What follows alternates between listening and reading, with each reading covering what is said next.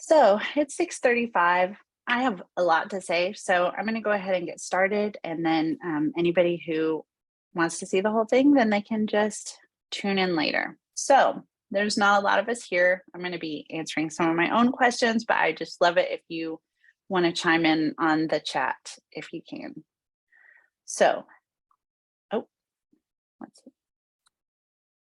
Oh, here we go. We just have a couple more join. So great timing, everybody. I'm just getting started.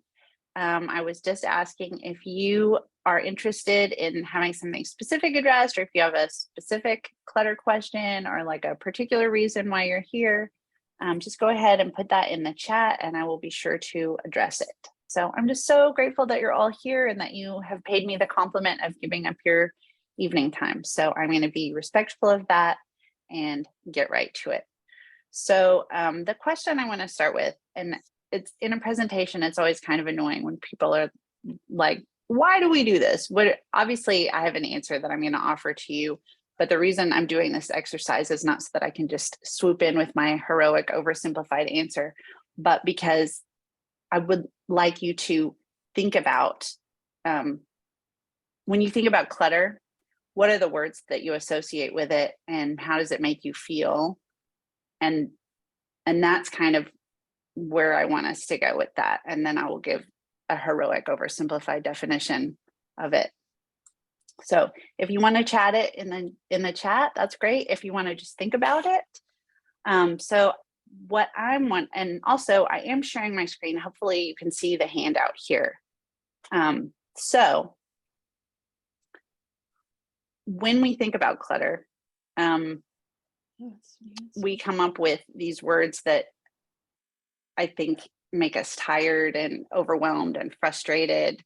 And I know for me, especially when I see those piles, it sort of like robs me of my energy every time I see it. It's something that I haven't done.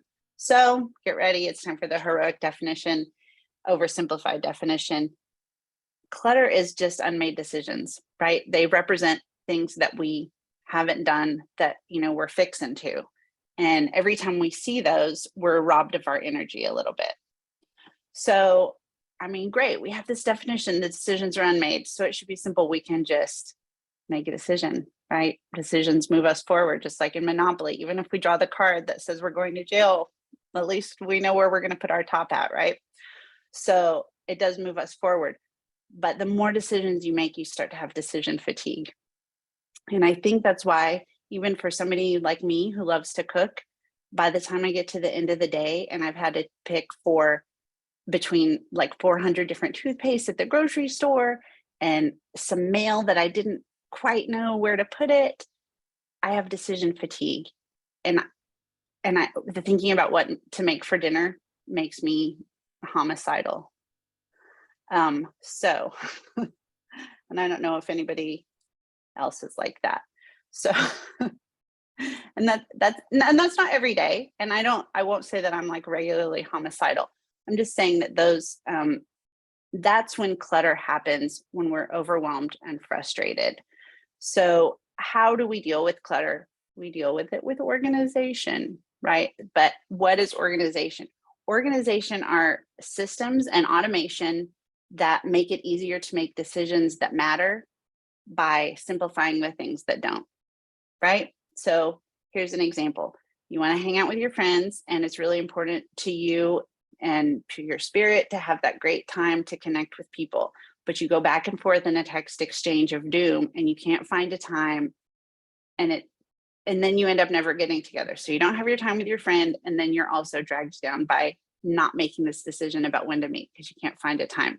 So even though it sounds like a robot, you can automate that, right? You just set up a system with your friend where like we meet every third Tuesday or whatever, like a book club or anything like that. And then you get that quality time with your friend, but you take that unnecessary decision. You leave the robotic decisions to a robot, and then you can act like a human. So that's what we do really with every organization thing. Okay. All right. Yes. And thank you, everybody who brought to me the muting. the muting thing to my attention. So I guess I want to swoop into the handouts here and put that clutter is just unmade decisions. I'm not sure how this is going to work with me trying to present and type at the same time. So if it's a mess, then I will just work in the handout later, but I'm trying to do it so you can follow along. If you go to the Facebook event, you should be able to click on the handout, but it will also work once the handout is completed, which I will do after the event. Just trying so many things tonight. All right, so I'm getting nervous and not moving us along. Why did I pick the topic of back to school? Because as you can see in this heading in the handout, I think of back to school as a mom's New Year's Eve, right? Even if you don't have kids that go to school, there's sort of like a natural changing of the seasons, changing of schedules, and all of that. And that is when we vow to do things differently. Whoops, I don't mean to keep switching to my email. I was trying to switch to my notes. So this year it's going to be different. I'm going to make and pack healthy lunches. I'm going to meal plan. I'm not going to succumb to death by paper. I'm going to be on time and prepared for every activity. I'm going to make sure that my kid has like a coat when it's suddenly and dramatically gets cold in Texas in November. And sometimes we add to that resolution to take better care of ourselves. But I think one thing that we don't necessarily resolve to do is to give ourselves grace and compassion when those resolutions inevitably crumble. So that is why I picked that as a specific topic. But I think if you have no children, if you have pets, if you are just a person with a human brain who sometimes gets overwhelmed by decision fatigue, I think that this can benefit you. I am going to do a little bit of Q&A at the end if there are any questions, and we will address your specific pain points. Is it lunchtime? Is it supplies? Is it meal planning? Is it paper?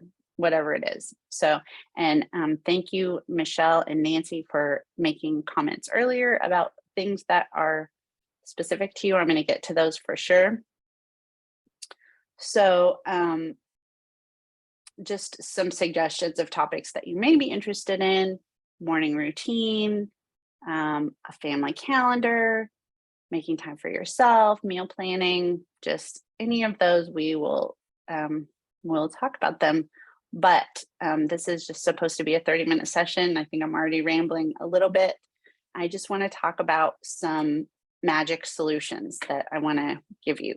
So the first one, the magic solution, there is organizing expert and lifestyle coach that I love her stuff, named Shira Gill, and she came up with this concept of 15-minute wins. And the thing about this is so great. I mean, it's just like the name says, it's in 15 minutes, you can have a win, you can have a victory, which is sometimes what we need to get moving. If we can just get started, then we've already won the battle. And if it's miserable, then we don't have to keep going. It'll be over in 15 minutes. So the premise of it, obviously, you set a timer for 15 minutes, and then you pick a single task. And it can be anything. It can be clearing out a junk drawer and organizing. It can be, this is something that I have to do for myself. It can be making phone calls, because I do not like to make phone calls. But if I put it on a list, then I'll do, call the plumber or whoever it is I need to call that don't really want to call, then that can be my single task. If we're talking about back to school, it's a great time to sit down with your child and just get their clothes in a pile and pull out old ones that don't fit, or, sort through those, especially if you've already done your back to school shopping and then you just have too much stuff in your drawer. That's a great time to do that. You can, this is a really big one. You can set aside that time to take your donations to thrift. That is a pain point for me. Once I get the donations, actually taking them, you can make a grocery list, clean your inbox. I mean, it can be any task in the world. And especially if it's something you dread, you set the timer for 15 minutes. It's a time that anybody can fit into their schedules. And then you can actually get things done, but the time period is non-threatening. So, Michelle, you asked about getting your family involved. So you can play games with it. You can make it a contest. You can, of course, everybody remembers the great scene in Mary Poppins where, they clean up the nursery by snapping their fingers. Now, I don't know how to do that, but you can introduce magic into these tasks by trying to beat your own record, or you don't need anybody else to do a 15-minute challenge or a 15-minute win, but having fun with it always helps. If it's a contest, or just by focusing on the fun of it and like challenging yourself to see what you can do, you bring focus to it that you maybe wouldn't have otherwise. But here's an important part of it. When you sit down to do this task, or not necessarily sit down, you might be standing up, you should allow yourself to feel any resistance, and you will feel resistance, right? Because I know, especially, making phone calls is a hard one for me. You just have to allow the resistance. You have to say, okay, this resistance is here, but then this is the really important part. Whatever that resistance is just some kind of feeling that wants to be acknowledged. And once you bring it out into the light, it's really usually pretty not scary, like most things in the world. Again, I'm going back to the phone call here. I'll call somebody, I'll get all this thing worked out in 30 seconds. The call will be over in 30 seconds. And the person was really nice to me and everything went smoothly. And I think, why have I put up that for 2 weeks? Why was that so horrible? But I didn't allow the resistance. I just kept shoving it back down and not making that decision, which was pulling in my energy. But once I get it done, it's like amazing. It's a huge weight off your shoulders. And I think the other thing that's really important about that is when you allow that resistance and you do it anyway, you keep your integrity with yourself, right? If you had a friend that was always canceling plans or just like backing out at the last minute, you might not want to spend much time with that friend. But I want you to realize that when you are not keeping yourself in integrity, and you're not sticking to what you tell yourself that you'll do, you're letting yourself know that it's not safe to have those emotions. Well, okay, I don't want to say you're giving that message, but when you stay true to what you said you'll do, you tell yourself that it is safe. It's safe to have your feelings, and it's also safe to do the thing. So you keep integrity with yourself. And you can never break up with yourself, even if you wanted to break up with yourself. So you're prioritizing that great relationship with yourself, who's always going to be there, who's always going to be your best person. So don't let that person down, right? You can let a lot of people down. You will let people down. You'll let yourself down. But the more that you can keep that great relationship with yourself, and I'm saying this in a very strange way, the more that you're going to trust that everything's going to be okay, because you've always got you, right? You've always got you, your most important person. Okay, so that is a 15-minute win. Does anybody have questions about that? I think it's fairly self-explanatory. And as I suspected, I'm not doing a great job of working in the handout and also talking, but I have all the information and I will just transcribe after, and there will be a handout. Obviously, you can feel free to take notes. But just to review on that one, pick a single task, set a timer for 15 minutes, allow your resistance and stick to your plan anyway. And then remember that you can make it fun with contests. And here's the other thing, when the timer goes off, you can be finished or not, right? Obviously, there are no rules. You can do whatever you want in your life. You may find that you want to keep going because you've gotten over that initial hump, or you may find you've made the phone call, you've done whatever it is, and you're done. And then congratulations, you have a win. And that's like something that you can celebrate as having gotten done that day. It makes you feel great about yourself. And even if you keep going, it's still a win because you spent 15 minutes on this thing that you maybe didn't want to do. Okay, so let's move on to magic solution number 2. And I probably need to talk a little bit faster. This is essentially me giving a book report for a book that I read called Decluttering at the Speed of Life by Dana White. And I didn't realize this when I think about the, whoops, I'm going to go to my notes here. When I think about this book and the things that she does, it's like for a massive, like a hoarder's situation. But then when I was thinking about it again today, it's actually the solution that I employ when I go into my kids' rooms. And yes, sometimes I clean them for them because I can't stand it. But when I get them involved, it's actually a great way to do micro steps that anyone can manage. So the first step is she has 5 steps for this decluttering at the speed of life. And the first step is you just go in and pick up all the trash, right? That's pretty easy. You see wrappers on the floor and you see, trash. You know what trash is. So I'm not going to keep explaining that. So then the next step is you do the easy stuff. And you're thinking like, oh, what is the easy stuff? The author calls this stuff procrasticlutter. So it's stuff that you know where it goes. Hopefully you know where it goes. If you have a good organization system, which maybe you don't, and then, you get that figured out. But it's stuff like dirty dishes. I mean, those go in the dishwasher, in the kitchen, or the sink, right? So that's fairly easy. But, if you don't know where your dishes go in the pantry, that's something else again. But it's, if it's dirty clothes, you put them in the laundry room, right? Or just anything that's like easy. So it's like a quick win. So that's like stage 2. So the third stage of this is what Dana White calls declutter. So this is like, I don't even know why I have this broken, whatever it is, like something you don't use, you don't like, you hate it, and you have no idea why it's there. So go through and you pick up the declutter. Now this is like really important here.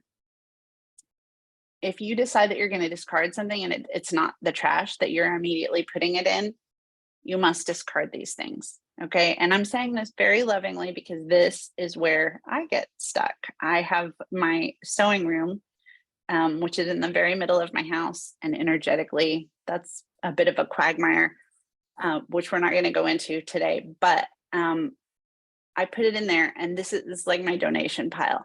And then eventually I pass that room and I'm like, oh my gosh, I can't even breathe when I look in there. This is me. This is a person who like organizes all the time, right? I'm trying to make my living at this. I still have this. You have to get rid of those things. So once you get your donations there, you have to take them. And so the best way to do that is set a date on your calendar. If they're not at donation by that date, or garage sale, or whatever you said, whatever lofty idea you had when you put it in there, then they need to go in the trash. Yes, the trash. So that'll get you moving. The date. So I need to do that because it's a tricky situation. Okay. Then we get to the clutter where you don't really, you want to keep it, but you don't know. So you ask the 2 questions. This is step 4 in Dana White's plan. And so you hold up whatever this is, like a bottle opener, for example. If I needed this item, where's the first place that I'd look for it? Right? And if you think immediately like, oh, I'd put it in the kitchen drawer, like the top left kitchen, whatever it is, then you go and put the item in that place, right? If you can't answer that question, then you think, okay, if I needed this item, where would I look for it? If you have no idea where you would keep such a thing in your house, I mean, a bottle opener, that's sort of handy, right? So that has let's say like picture frame hanging wire. I don't know where I came up with that. Now I do actually have a specific place for that in my house. I know where it goes. But if you can't come up with a place for it, then either you're not going to use it that much, you don't need, you don't need it enough to justify keeping it, because if you don't know where you'd look for it, the chances are you'd buy it again if you needed it. So then you're just, it's like when you go into the closet and you're like, oh, I already had a need, and then you forget. So it's better to just pass it along to somebody else who could use it, or I'm just going to say discard, and then you can use your judgment of whatever you'd like to do with it. So the last step in Dana White's plan is the container concept. And earlier, before this chat, my friend Jill was telling me that she lives in a small space. And so this, it's challenging to her. So the container concept is really great, because this is not speaking specifically of like designer acrylic containers from the Container Store. Anywhere is a container. Your house is a container. So if you have a small house, you have a small container, right? You know what a container is, right? But for purposes of organization, everything is a container. If you have a drawer, your drawer is the container, or a shoebox, which is the preferred organizational accessory of Marie Kondo. The shoebox is the container, not necessarily for shoes. It's whatever you're organizing. So if you go into your closet, dresser, whatever, and you designate a spot for shirts, all my shirts, this is my shirt drawer. The first thing you do is you put the shirts that you use the most and like the most in your shirt drawer. When your shirt drawer is full, the container's full, and the other shirts, they have to have a good one. Bye. Thank you so much, shirts. And it can be sad, but it's also realistic about your life. And I think when we resist what is, we're unable to change. What resists persists. So if we can't fit in the container of our life, what are we going to do? We're just like not going to be able to find the shirts. So we're making a decision that I'm just going to have this be difficult by having my shirts over here and this. So we honor ourselves and our time and all of that by honoring the container. That's a strange way to put it, but stick to the container method. So that may quash your dreams of having like the closet of Paris Hilton, but that's not your reality anyway, right? And it could be someday. If that's what's really important to you, then eventually you'll find a way to get to that larger container for your closet. But honor who you are right now in this moment, and then time for that other stuff later. So yeah, that's just about taking away that resistance, not existence. Okay, we have 3 minutes, and I'm just gonna, there is another one called the organization games that basically came up during COVID. And for those of you that were in my life reset group, I posted these then. One is like a family bingo game, and I'll put the family bingo card in, and another one is called the trash bag tango. So I will just briefly mention those. Actually, I'm going to come back to them. So I do want to talk about the 6-week declutter course, and it's actually going to be tons of information. It's free. It is, and I'll go to your notes here because I do have this all spelled out here already. It's 6 consecutive weeks. It starts next Tuesday. It's totally free. It's totally free, but I am going to limit it to 10 participants. I am going to record it, but I'm not sure if I'm going to make the recordings available, because I do find that organizing is a bit of it's an intimate experience. And so I haven't decided if I'm going to make those recordings available yet. It depends on what the coaching situation is like. I may offer it again. I may not offer it for free. So anyway, this is your big chance to get in on the ground floor. I hope that if you do join, you'll try to attend as many sessions as you can live. So the first session is getting what you want, an introduction to the KonMari method. And I think even if you are a KonMari pro, I'm hopeful that there's going to be something new for everyone. I think there's going to be something new for me. I'm really excited to be there because I get something out of it every time I work with anybody on this stuff. So, and as I said, I do have a very junky sewing room right now. So I'm still working on my own stuff. The next one is curating a capsule wardrobe and closet breakthroughs. Even if you are not a minimalist and you're not interested in having a tiny wardrobe and simplifying your decisions in that way, that is something that another decision that you can sort of automate and make your life easier, because if you only have 3 shirts, guess you're going to wear one of them. So that is another decision that you don't have to make each day. But it's not 3 shirts, it's more than that. So that is all about closets and getting your closets ship shape.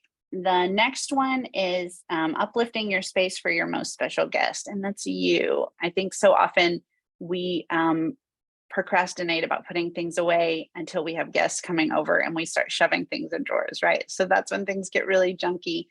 But the most important person who sees your space is you. So it should honor you and uplift you every day. Your home is your sanctuary, especially in the strange times that we live in when we spend so much time at home. So we're going to talk about folding and storage techniques, and I will show you the KonMari folding method and anything that you like that, things that organizational professionals do. But the key is something that works for you. Some people hang their blue jeans on coat hangers.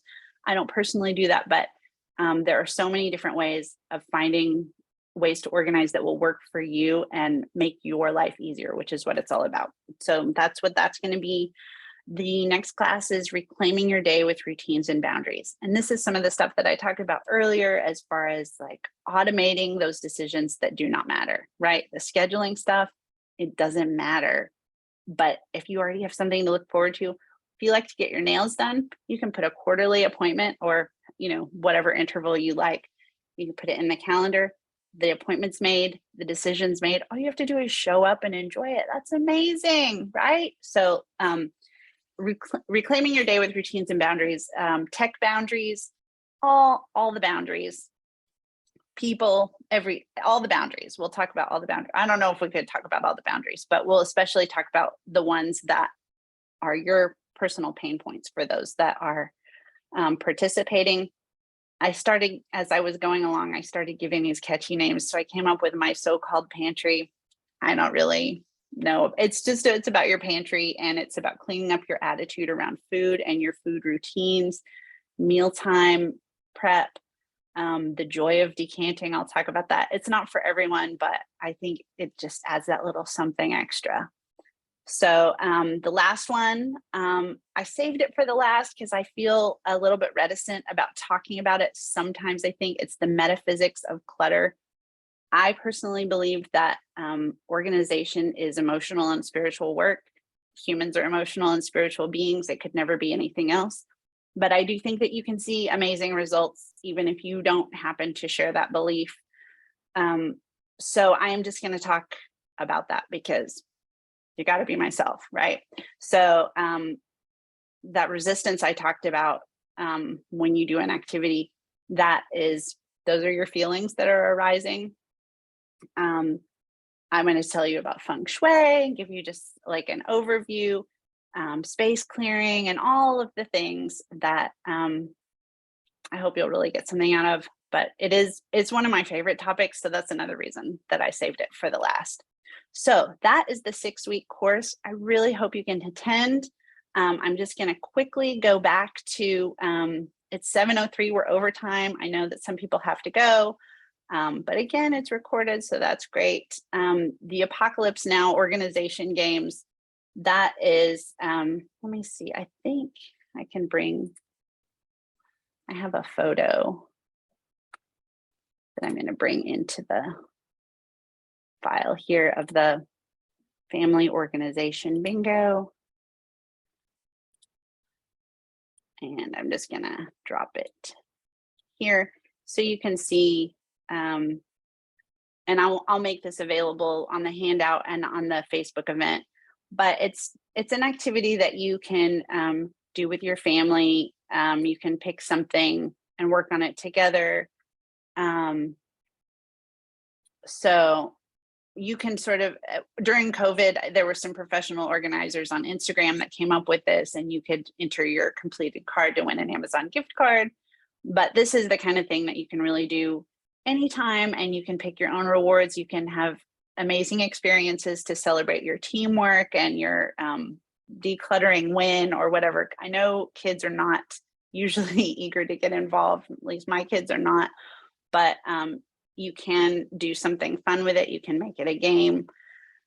So there are all sorts of ways. Or, hey, here's a great idea. If you're doing this by yourself, reward yourself, right?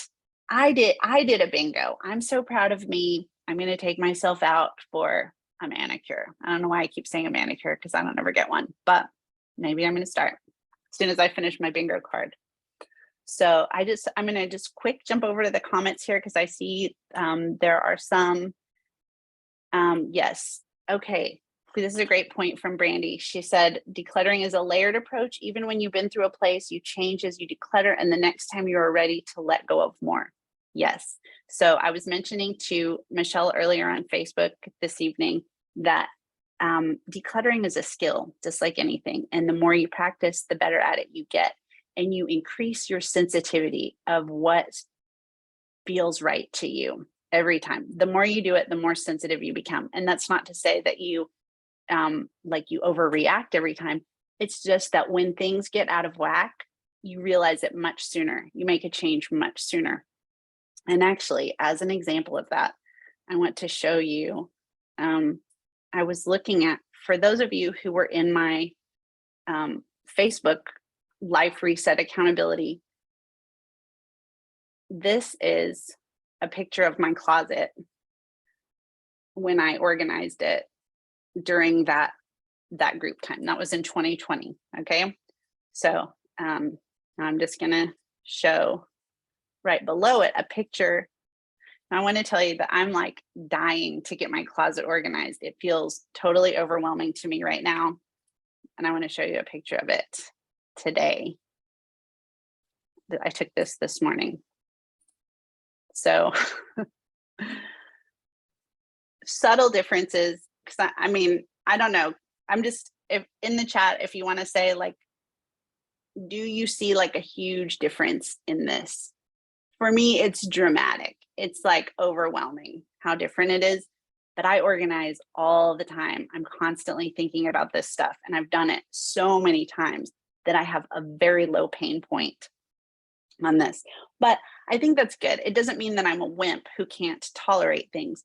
It means that I'm constantly turning myself to true north. I know who I am. I know who I want to be. I know what feels right to me. And so I can course correct much more quickly. And I think the only outcome in life is change, right? It's inevitable. We can't control it. And that is really scary.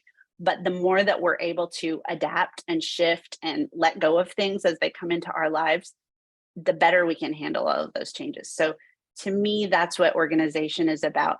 It's dumping all your thoughts out, because all of our physical objects represent our thoughts and the way that we see ourselves. And that's not to say that the broken pencils in a drawer or the impulse buys hanging off of the hangers in our closet are us. That's not us. They don't represent us, but they tend to represent thoughts that we have about ourselves. And when we can take all that stuff out and examine it and bring it to the light, we find that it's not so scary. Just like we're not so scary, our feelings aren't so scary. The guy on the phone that I don't want to talk to for 30 seconds to schedule a plumber visit or whatever, he's not scary. It's not scary. It's just bringing it out into the light, and we can go, oh, you know what? These broken things are not me anymore. I don't really wear spandex. That's not really who I am.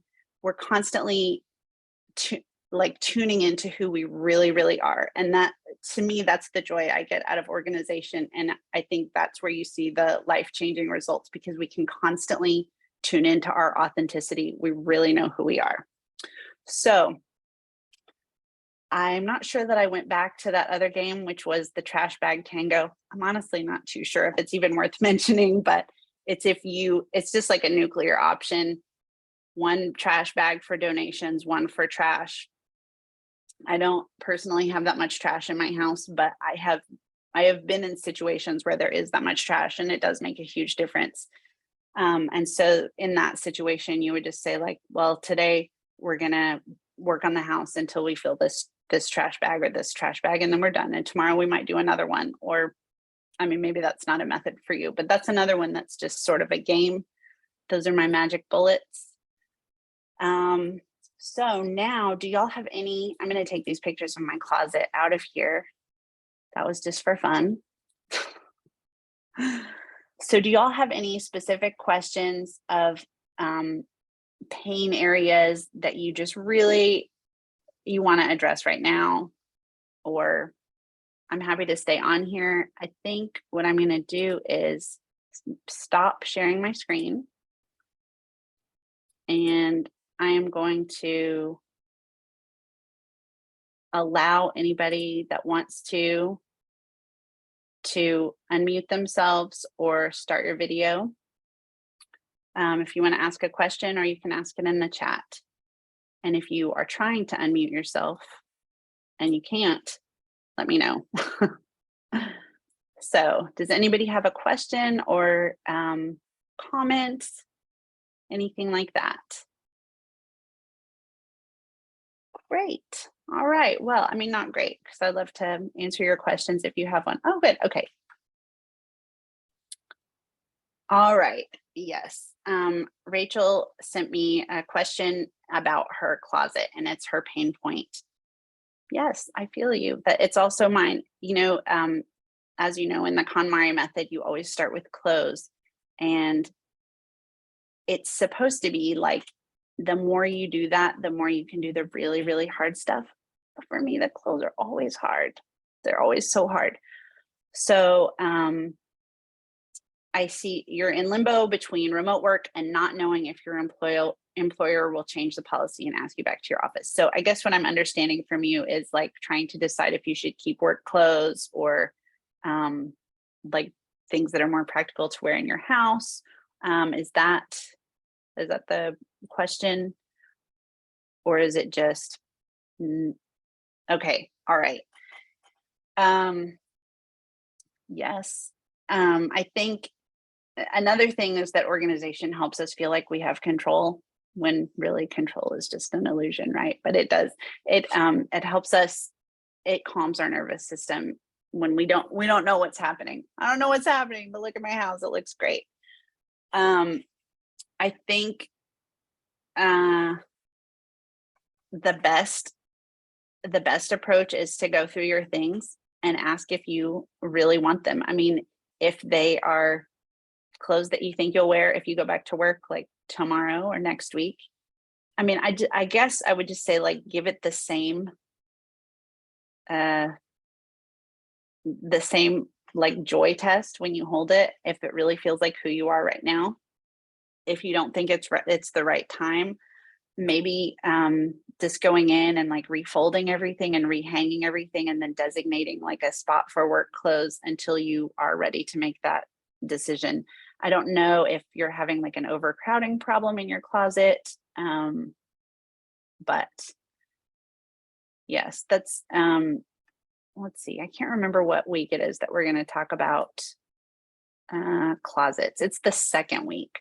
So I am going to do some live coaching on those calls, hopefully with the participants. So I'd love if you could take the class. You may not be able to. If not,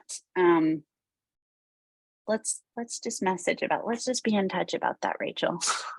But hopefully, even just giving it a little refresh, I think would be beneficial. And I think maybe if you go through and take everything out, you may be more decisive about those things than you even realize. So does anybody else have a question?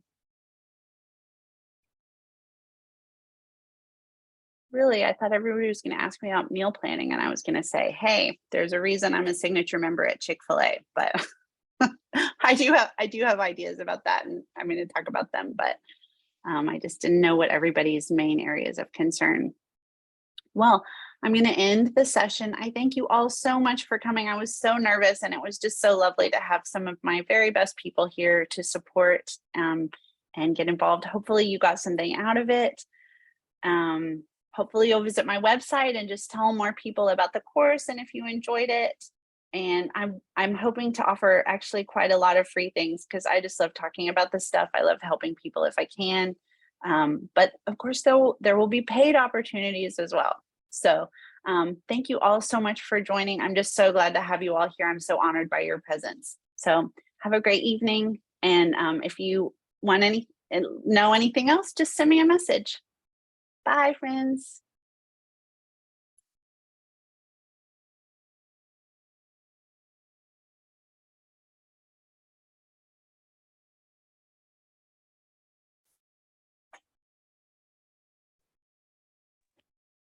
Well, I thought that was great. Oh, you can hear me. I mean, I can hear. I don't know if I had ended the deal or not. Oh, I think took it off ended the. of mute.